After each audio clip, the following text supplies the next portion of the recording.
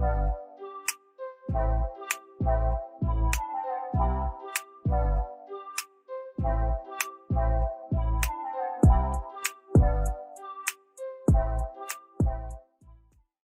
beleza? Professor Igor Fernandes passando na área para mais uma questão do nosso projeto UERJ 100. São mais de 100 questões que eu vou resolver com você até a data da prova. No vídeo aqui de hoje, você vai estar resolvendo comigo uma questão importante sobre economia brasileira, mas precisamente falando sobre o desenvolvimento da nossa economia ao longo do século 20 e 21, ok? Vamos nessa? Então, questão na tela.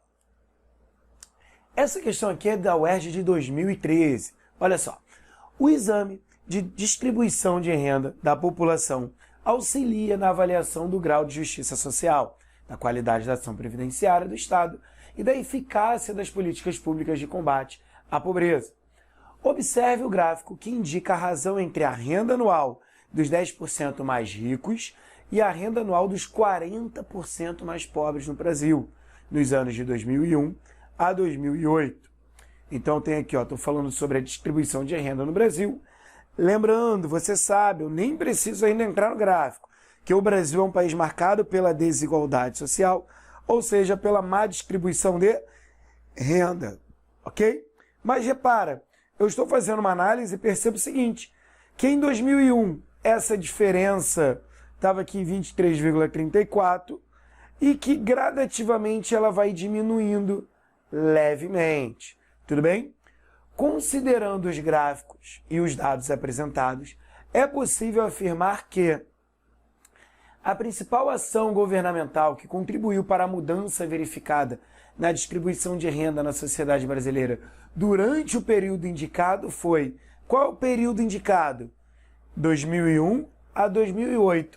Então, de 2001 a 2008, o que eu tive que contribuiu para reduzir um pouco essa grande discrepância entre os 10% mais ricos e os 40% mais pobres? Os mais ricos passaram a lucrar cada vez menos? Não. Na verdade, essa população, os 40% mais pobres, que de alguma forma começou a elevar um pouquinho mais o seu poder financeiro. É isso que a gente tem que entender. Então vamos lá. Qual foi a principal mudança, a principal ação do governo para diminuir aí um pouco, você consegue ver que é bem pouco, essa desigualdade? Letra A elevação do valor real do salário mínimo. Letra B, a redução da carga tributária no setor produtivo. Letra C, a diminuição da taxa básica de juros ao consumidor. Ou letra D, a ampliação do investimento público em infraestrutura. Galera, vamos pensar no seguinte, eu tenho aqui os 10% mais ricos e tenho os 40% mais pobres. Eu estou pedindo uma ação que está fazendo com que eu tenha uma distância um pouco menor.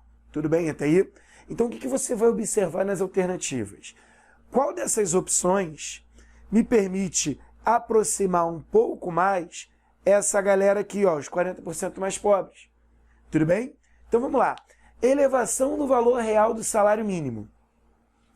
Quando eu elevo o valor real do salário mínimo, eu estou atendendo principalmente a quem? A esses 10% mais ricos ou os 40% mais pobres? Eu estou atendendo os 40% mais pobres. Então essa galera aqui, tende a ganhar um pouco mais, logo essa discrepância diminui levemente. Tudo bem? Logo o gabarito vai ser letra A, ok? Igor, só isso? Não, aqui no Geocraft eu explico por que não as outras. Isso é muito importante. Então vamos lá. Letra B, redução da carga tributária no setor produtivo.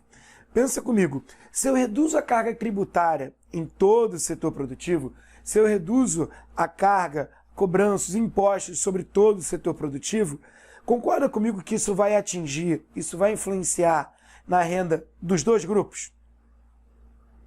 Então não vai ser a letra B, porque a redução da carga tributária ela iria contribuir para o aumento do lucro da classe aqui, dos 10% mais ricos e também dos 40% mais pobres. Então eu teria que analisar de uma outra forma.